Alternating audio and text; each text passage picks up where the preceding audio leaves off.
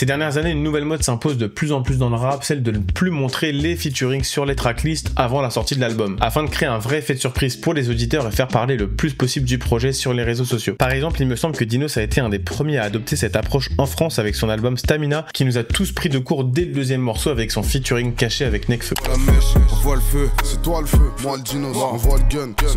Ou même sur Autobahn de SCH et son feat avec Solalune qui a mis quelques jours avant d'apparaître clairement en featuring sur les plateformes.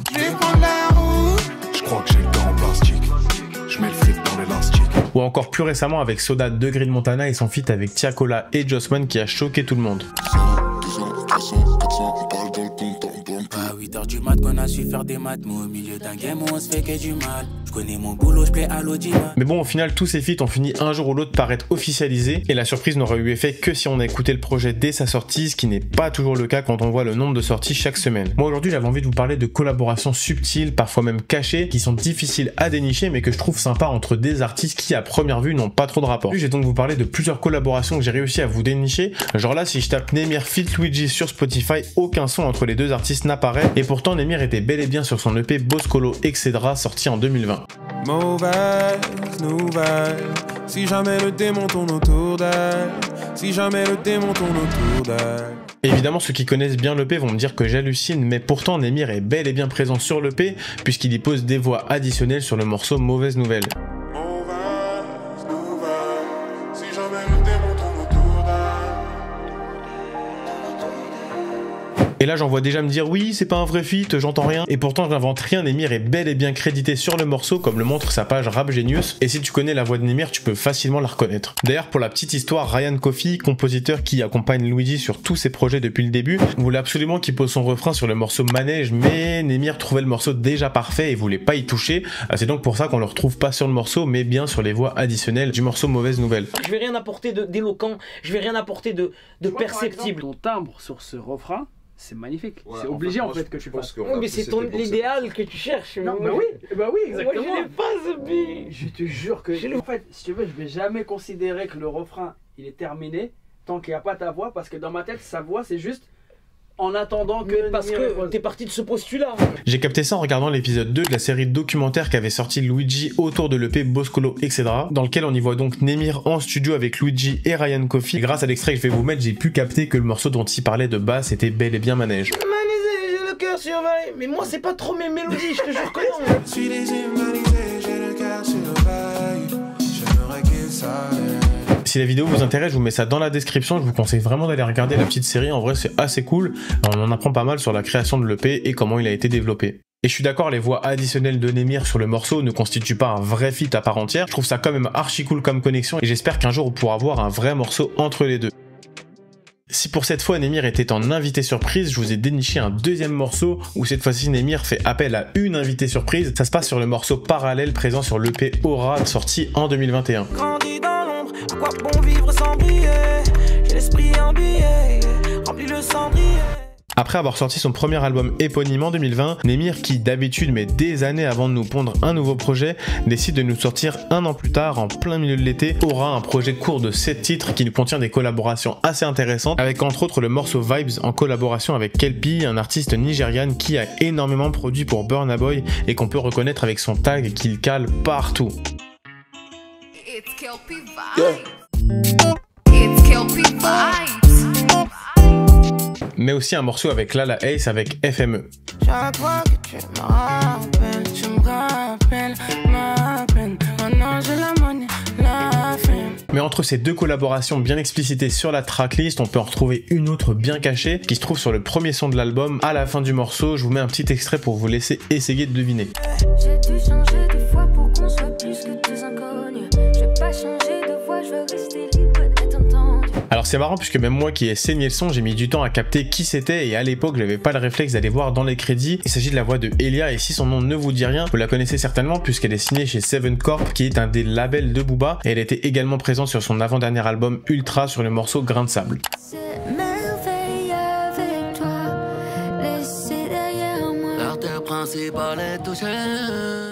Je sais pas ce que vous en pensez, mais je trouve ça assez improbable comme collaboration. Alors j'ai essayé de chercher, mais j'arrive pas à trouver d'infos sur la connexion. Mais en vrai, je trouve que son passage à la fin rajoute vraiment quelque chose de sympa au morceau. Et j'espère qu'un jour on pourra avoir une collaboration plus concrète entre les deux. Et en vrai, c'est pas impossible puisqu'on a vu que Némir était récemment en studio avec Husky, qui est un artiste également signé chez Love de I, qui vient de sortir son album Anédonie. Et il était également présent à son concert à la Gaieté Lyrique aux côtés de SDM. Donc, à voir ce que ça peut donner. Petit instant promo avant d'enchaîner sur le prochain artiste, mais je vous invite vraiment à liker la vidéo, à commenter ce que vous pensez des featuring que je vous apporte jusqu'ici et à vous abonner si le contenu vous plaît vraiment. C'est vraiment important pour l'algorithme et pour le développement de la chaîne, donc merci beaucoup.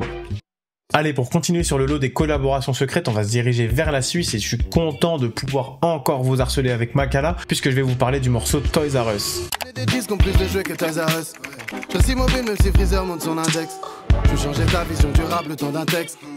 J'ai menti comme un vrai gars chez les flics. Alors j'en vois déjà me dire, avec ton Makala tu nous harcèles tout le temps avec, mais c'est pas de ma faute si je trouve toujours des trucs à dire sur lui. Bref, je vous mets un extrait, mais pour celui-là je vous conseille vraiment de tendre bien l'oreille et d'écouter les voix en arrière pour capter de qui il peut s'agir.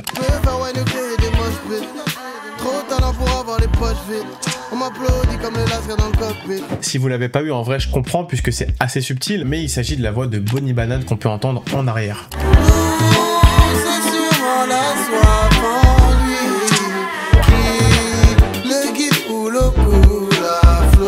Maintenant que je l'ai dit, ça devrait paraître plus évident et si ça ne l'est pas, c'est que vous connaissez ou reconnaissez pas Bonnie Banane, mais je suis sûr que vous la connaissez vu qu'elle a quand même eu le droit à 2 Colors et elle a été présente sur pas mal de gros projets, notamment chez Midsizer. Y'a ceux qui sont lèges, ceux qui sont lourds, peut-on se toucher jusqu'à en devenir sourd? Mais également dans les 2 premiers albums de Jazzy Bass.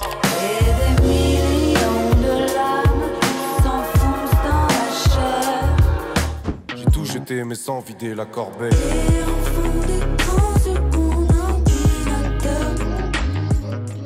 Ou alors pour les plus curieux sur le projet 220 de The Hoop. Avant d'arroser, attends que le terreau Je suis pas mais tu le sais que c'est vain de se presser, de forcer le destin. Et moi qui la connaissais que pour sa musique, j'étais assez surpris de l'avoir spawn sur Netflix dans la série Mortel. Et en fouillant un peu, j'ai découvert qu'elle avait aussi une carrière de comédienne. Et si on s'en fie à sa page Allociné, elle apparaît quand même dans quelques films. Et même si à ce jour-là, on n'a pas encore de réel feat entre Makala et Bonnie Banane, la collaboration n'est pas du tout surprenante quand on sait qu'elle est archi proche de Varnish la Piscine, qui bosse constamment avec Makala et surtout qu'elle était présente sur l'album Le Regard qui tue de Varnish en 2019.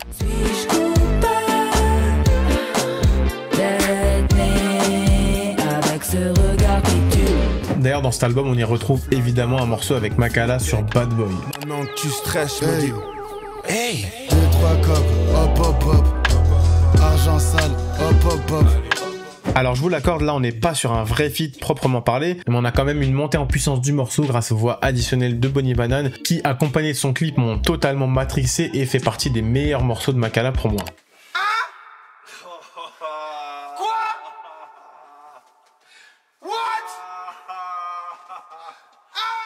J'en profite tant qu'on est du côté de la Suisse pour enchaîner sur le prochain son, et pour celui-là je vous avoue que j'étais pas prêt. Je vais vous parler du morceau 200K de Chacola, présent sur son album en commun avec Gazo, avec un invité surprise qui m'a vraiment surpris. De l'âge, moi j'ai confiance en l'homme, Thomas Sankara m'a servi d'exemple.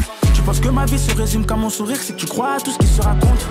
Alors oui, je vous ai dit qu'on restait du côté de la Suisse puisque sur ce morceau on y retrouve Ike Ortiz qui n'est pas vraiment suisse mais qui a été avec Makala et Varnish à l'origine de la Super Wack Clique dont fait partie notamment Slimka, Dime, Maero, Makala, Daesh Phantom, etc.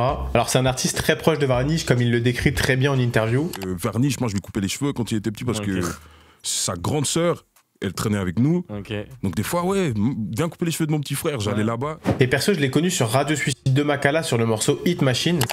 Hey, qu'est-ce qu'il faut? J'suis en bas de chez toi dans une nouvelle caisse. Mais en solo il a sorti son premier projet Modibo l'année dernière et je vous conseille vraiment d'aller l'écouter. Il est tard, je m'en vais, n'appelle pas, je pars longtemps. Bref, revenons à notre sujet, et aussi improbable que ça puisse paraître, Ike Ortiz est bel et bien présent sur le projet en commun entre Chacola et Gazo, Lamelo et Gangst, lui aussi à travers des voix additionnelles archi bien reconnaissables sur le morceau. Je vous mets un extrait. Le sourire revient Quand parfois je me rappelle que je suis propriétaire de mon label.